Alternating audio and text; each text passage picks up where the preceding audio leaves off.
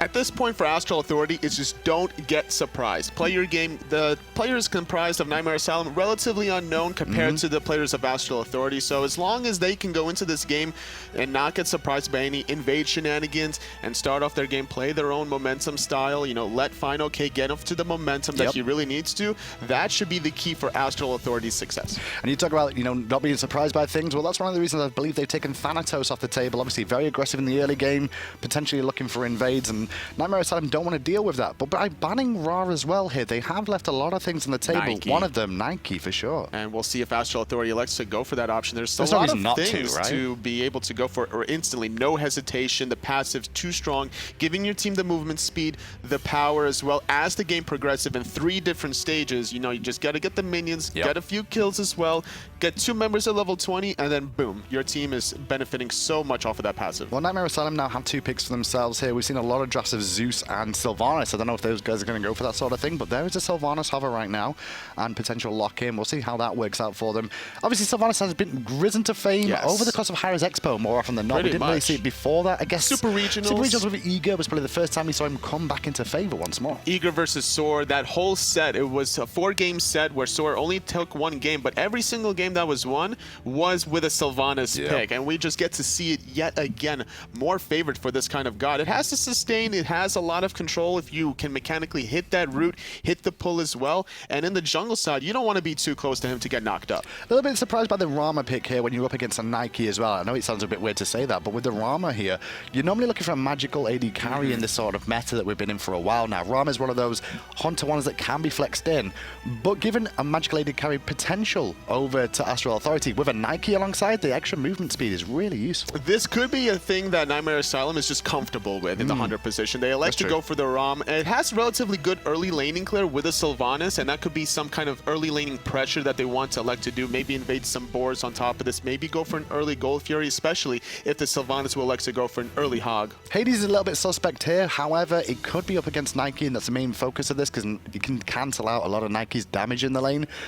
Remove some of her wave clear with the Fear that can actually cancel out her abilities. Definitely want to be able to stop the lane clear potential from the Nike. Now with the Ratatasker, that could be flexed between the solo and the jungle between that Nike and Ratatasker, but with the Giannis, it would be very beneficial to try to synergize the double global pressure and maybe look for some side lane ganks.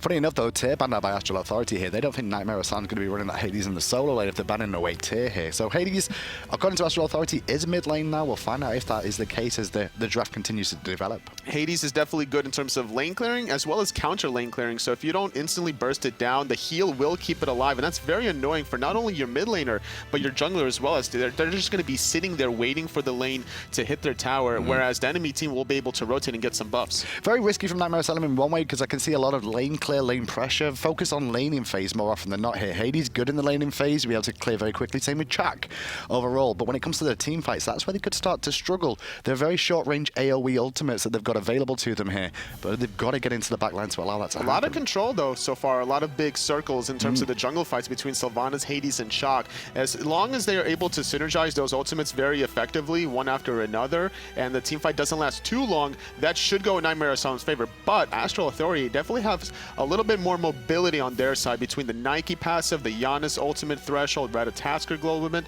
and obviously the Soul Disapparate. And the globals, like you mentioned there, Giannis, Nike both have globals. Ratatasker semi-global as well with that available to them. A lot of survivability on Astral Authority and rotation ability, whereas Nightmare Asylum now picked up the Arachne as well, more than likely for the jungle here. It seems that this kind of composition between Nightmare Asylum is just more comfort pick for them. Having the Arachne, it could snowball very effectively if you know how to efficiently lay down the eggs. You drop one at speed, one close to blue, but not to instantly proc it, so that way when it does proc at the speed buff, your eggs, you get a second one, so you can effectively clear it faster than the opposition, and then you can get to the laning phase and then look for some invades. We'll see what Nightmare Asylum have seen of the Pro League and obviously the World Championships as well, and see if they're ready for potential invades, because that's what Astral Authority have already started off doing here. Straight into the enemy jungle, looking to pressure potentially, and you can even see what's going to happen here where they actually pull, Final K pulls the actual Spider Camp to reset it, because it does put it on cooldown, obviously. It's very important to be able to just group up as 5, look for the warding potential. It's very safe. They have one in the mid lane, even one on the left side mid Harpies, and now one at the speed, and this is more of a defensive measures than offensive. They just want to make sure that Nightmare Asylum is not going to be the ones to invade them. Totally. I see a sprint on the side of Chak here, on the Kens here, on the solo lane. How are we feeling about sprint start here? I think because it's not just a sprint on the Chalk, it's also the hog on the Arachne. So it's probably the combination of clearing the speed and the blue very quickly, and then maybe looking for some laning pressure in the solo lane. Get that first wave, get the Fire Giant Elementals, maybe go back to the solo lane and sprint, maybe killing Nike really quickly, especially if the Nike player doesn't get the lead quick enough. With Sylvanas being on this right-hand side of the map as well, they gave the blue buff over to the Sylvanas here and not the Chak. That's an interesting decision from them there. We'll see how it works out for them. Because bringing the Sylvanas over, you generally would expect to potentially invade. It's over there for protection, I guess, but with the likes of a Chak and Arachne, they could have gone aggressive. We've seen a lot of aggression so far in the meta, but Arachne taking a lot of poke, instantly having to use that meditation, but now Kurtman gonna get pulled level 2 on the side, but Final K isn't done yet. 3 members here for Nightmare Asylum trying to push back Astral Authority a little bit, but with Giannis turning up, don't forget, these are all level 2 here on the side of Astral Authority, and there's still 2 members of Nightmare Asylum at level 1 there. Justing in level 2 there is King Vesper in the jungle on the Arachne. 2 defensive relics having to be used by Nightmare Asylum just to survive the early level 1-2 pressure coming out of Astral Authority, so I like the aggressiveness. Now, they didn't look for invades, but they know what they can get away with. Still looking to pressure under the tower here, Astral Authority. Good pulls coming out from Shaker there, just to confirm some unstable Vortex. This minion wave still not dead yet. They're trying to sustain back off it there using STDK, Hades, and the sustain he's got, but pressure is on Astral Authority's favor. It's not just the Hades, it's also the Sylvanas, like you mentioned before. Having the blue buff on him is very beneficial to Nightmare Asylum because Shock doesn't really need that blue buff. He has his passive with the 5 stacks. Hades just dashed in, but they didn't manage to grab him. They abducted a different target. Arachne goes onto Shaker on the backside, but instead he takes more damage than he expected to. He's forced back again. The sustain, as you mentioned, from Nightmare Asylum is just keeping him in this fight for now. It's only a level 2 Arachne, so that bite from her first ability is not that powerful quite yet to get the health back that she really needs. So still relying on the sustain from Kurtman and STDK at this point. Well, you can see the Hunters there on the left-hand side to continue to farm up. Don't forget, they've been alone pretty much for the entire game. So they will escalate to later levels very, very quickly over here as we keep an eye on Mango looking to avoid damage from the axe there, which was pretty nice. And with the Chak jumping in there, he took a little bit of extra poke from those archers. Unfortunately, the Chak can't really stop Mango from lane clearing. I would have liked to maybe see some more pressure coming out of Hades to stop it, or even go for a lane swap. We've seen Chak mids before. FDOT would definitely be having the time of his life if he saw that. And having the counter matchup would be just too beneficial for Nightmare Asylum. We would see more of a gold disparity. Mango would be constantly pushed back under his tower as a result. And you talk about gold disparity, there is one already here. It's approaching 1,000 gold at the start of this game. The 1,500 experience is something that I've noticed even more so in less than 3 minutes this is built up. And you can see the difference between the mid-jungle supports of each team. And that's because they've been sharing just too much between 3 players on the side of Nightmare Asylum. You know, sharing the speed and the blue, going into the mid wave together, also getting pressured out. So they did lose some farm in the mid lane as a result earlier on. So I definitely want to see Nightmare Asylum be able to pick things up. They can't allow themselves to get aggressed on and not clear waves. This is how you let a lead snowball out of control. There hasn't been any kills yet on top. But with how you look at the map right now, Shaker is level 5 on the Giannis, and Nike invading here. The speed buff already looking to secure that, and will do so with the use of the Hog he'd started the game with. But on the left-hand side, towards the mid, more pressure here, and it's actually Sylvanas in trouble, but a great play to get him out for a second until Final Clay cleans up. Chak coming in with the ultimate, doing a little bit of damage, but Final K landing on the Spider. 2 kills on the side of Astral Authority. They're still pulling them out because they found the speed buff, and now if they really wanted to, they can continue the pressure onto the blue. Taking it in turns of Astral Authority to go in one at a time here. They could have potentially found their kill if they would have communicated a little bit more. However, Left Syndrome a little bit greedy there, trying to dive the tower for the big old play. Did have his ultimate available, obviously, if he took too much, but his team were not on the same page. You could definitely tell that Astral Authority is already very comfortable at the 4-minute mark with this lead. Just their style of play, their positioning on how far advanced they are on the minimap, even taking that solo buff invade with the Wrath on the side of Mango, which was a fantastic play. Very calculated, very safe. You know, Nike has a lot of escape options between obviously her escape, her 3, and then also her ultimate, giving her that shield as well as the slow if anyone's nearby. And the biggest key here is you can see the level differences once more. Look at Arachne, he's still level 4, whereas Fine OK after picking up those 2 kills in the jungle, now level 6. Level disparity in mid as well. Still wait for these these ultimates on the side of Nightmare Asylum. They're trying to get up to that level now where they can start to fight back. And if this trend continues, Arachne will fall behind. And now Nike trying to save Final K in the process, but not really going to want to dive that tier 1 tower. With the ultimate, though, the slow, that could be problematic. Sprint is on cooldown. But they've split targets here. They were looking at the Arachne and the Jack at the same time. If they would have gone on one, they would have found a kill. Sylvanas now coming over here for Nightmare Asylum to force them back on the side of Astral Authority to their own half of the map. The ultimate used there onto Mango, but Mango doesn't care. Mango wants a kill, and Mango will get the 3rd kill of the game. Nightmare Asylum, not on the same page. Great rotation from Kerman, but unfortunately the Chalk and the Arachne were just too far away to really follow up. We saw the Chalk use the axe, Torrent defensively to get back into his tower, but he needed to go back in. And now reinforcements are here for Astral Authority. Now 3 members on this right-hand side.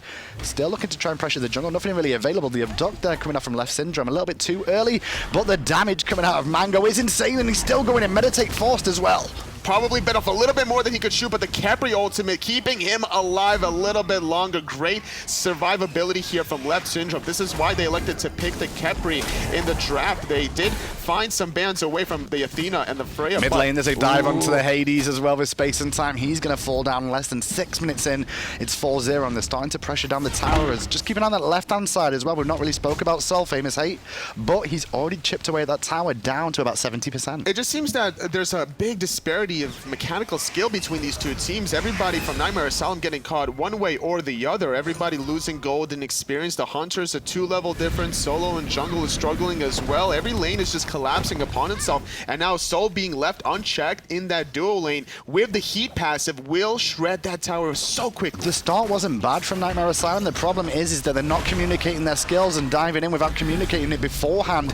And this is just allowing Astral Authority to play around these abilities over and over again and put themselves in a worse position. Shaker showing us why Giannis is so powerful currently, putting himself in a very awkward position, but just portaling away back into safety. Also still having that global pressure if he really wants to, but instead utilizing it earlier on just to be able to find a kill under that tier 1 mid tower. As the game progresses, we are looking at the Hunters specifically between the Soul and the Rom. We could just expect Astral Authority to start throwing those through space and times in that general direction, collapse on this Rom, get him out of position, and then look for some Gold Furies. Definite opportunity for Astral Authority to just extend their lead a little bit more now. With the level of disparity, they can start turning their attention to the Gold Fury.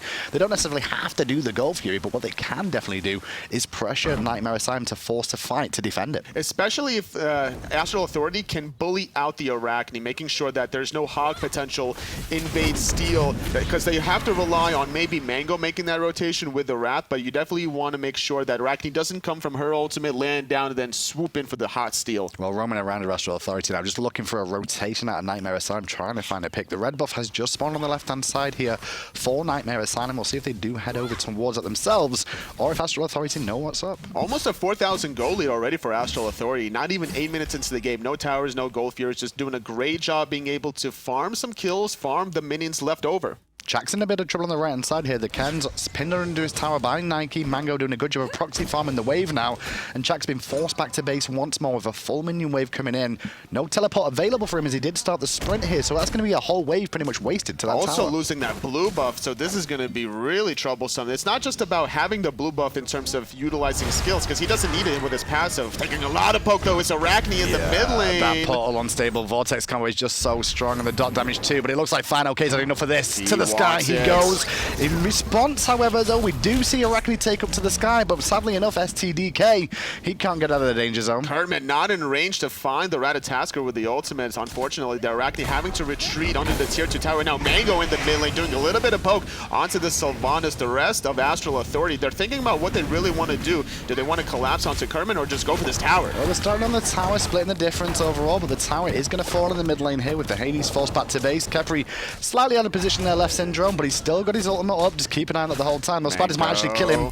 Oh, Mango though in the back will pick up one. Hey, there we go. That's what you get, Left Syndrome, for being a bit too cheeky, my friend. You gotta worry about the globals, and now Rama provides you that semi-global rotation. He doesn't have to fully commit to the rotation. He just goes halfway. He finds the ultimate snipes, and then he can go back into that left lane just to be able to catch up and farm, because we still see that level disparity between these two hunters. Well, it seems Astral Authority are very upset by FT Sword actually getting the kill there, because now they're starting to pressure the left-hand side side as well.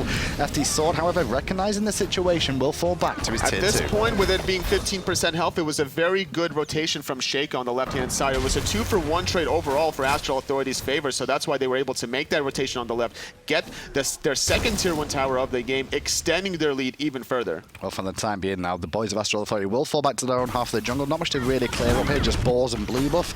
For the time being, the items are starting to come through. You can see the gold difference overall on the map, but when you look at the items between the two teams, you can't see too much of a difference right now because you're still in the first item stage. Not at this point. A lot of teams are still figuring out what they really want to get. These items are rather expensive, usually for their second items after the boots. And on top of this, I really like the patience and discipline out of Astral Authority for not going for the Gold Fury quite yet because of the whole Wrath disparity between King Vesper and Mango. Obviously, if Mango's not there and King Vesper is, that steal potential is just too high to worry about. Well, right now, I could see even Astral Authority ignoring gold and maybe even looking towards a fire giant with how quick this game is going so far. For the time being, though, they're going to take the left-hand Harpies. The right one's already down at the moment.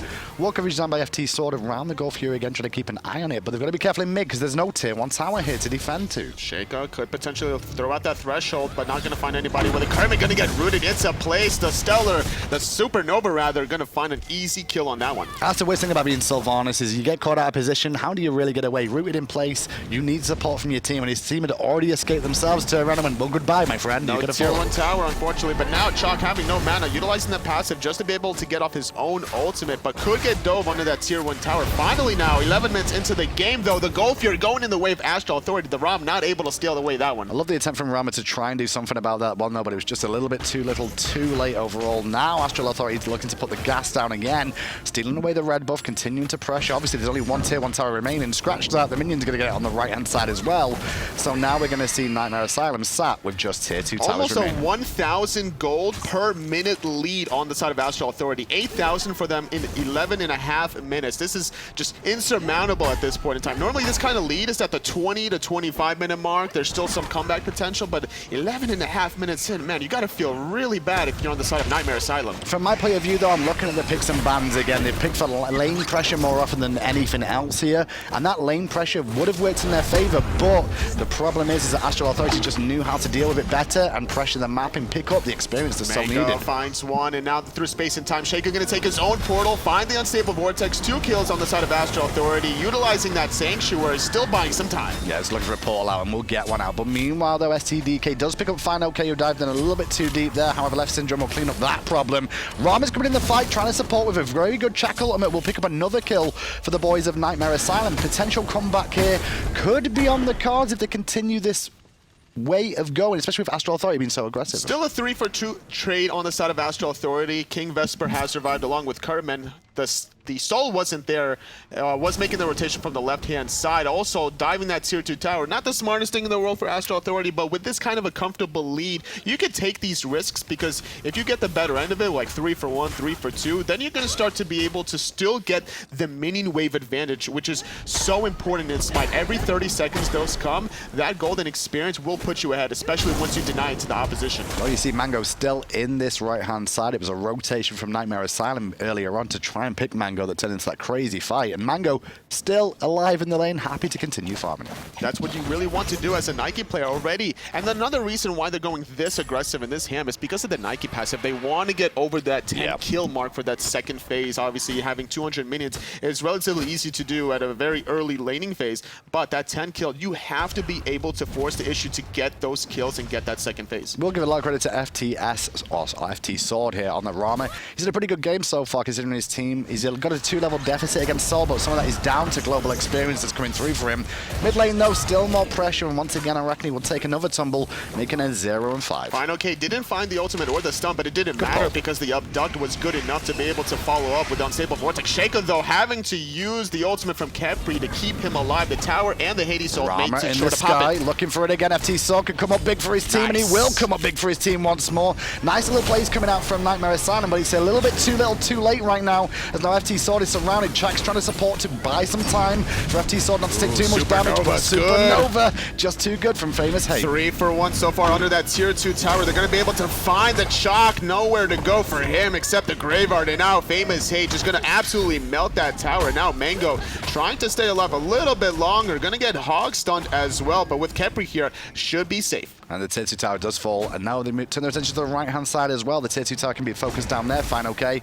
Got to split the difference, though, and start focusing the Phoenix and make Nightmare Asylum make a call. A lot of gold on the side of Astral Authority, 11,000 already, and with that tier 2 on the right-hand side, extending it almost to 13. Second gold here is respawning in about a minute and a half. Now, Astral Authority, they don't have to play too frisky at this point in time. With all the towers gone in mid and right-hand side, this does leave the Fire Giant very exposed and vulnerable for Astral Authority to complete, but it's still fine for them if they don't go for this quite yet. Still play it relatively safe. They could do very well here. I mean, there's 20 kills in the game at less than 15 minutes in it, so you know it's been a fast-paced one from the outset. Overall, though, the one thing you've got to know about the open bracket is anybody can sign up for it. Nightmare Asylum have done well for themselves to get to this round, but they've walked into one of the teams that have been around the Challenger circuit for a very long time and even beaten some of the bigger teams that have existed in the Pro League. And like you mentioned before, the second-place team from North America last week, losing in the round of 32 right off the bat, it was very surprising. So you have to take every single team very seriously in every single round. Left Syndrome looking for pressure here, thanks to the portal coming out there from Shaker as well. Good ultimate coming out there from the Sylvanas, trying to keep himself alive for now. It bought a moment, but now that ultimate's on cooldown, it's a chance for Astral Authority to continue to pressure. Very difficult to defend the middle Phoenix without the ultimate from Kurtman. That's a huge area of effect control necessary to disrupt the backline penetration between Mango and Fine OK. Now, Mango, though, having to use the ultimate just to escape. Good pulls coming out from Sylvanas over and over again here. Kurtman doing great work on that, but in the sky, I reckon he's forced up as well as the Rat was around. Fine OK around the back, trying to put pressure on once more. He's in the mid lane. Now Vesper's going to fall once more down to Famous Hate as Fine OK can tank a couple of tower Landing shots. back from the ultimate, but now through space and time. Doesn't connect, but putting himself in position for the Vortexes. Now, Kepri stuck in the Hades ultimate, but it doesn't matter. Soul finding one, Mango finding another, Fine OK finding the third for his team. And now Nightmare Asylum are just falling down like dominoes. Only one man remains. Scratch that. FT Sword going to fall as well. And this could be the end of the game. Should be it. With a minion wave, there's 5 members here from Astral Authority. That's quick. Very, very quick, easy, clean game, more importantly, out of Astral Authority. They didn't really overextend themselves unnecessarily. Now, that tier 2 tower overextension on the right-hand side was very calculated because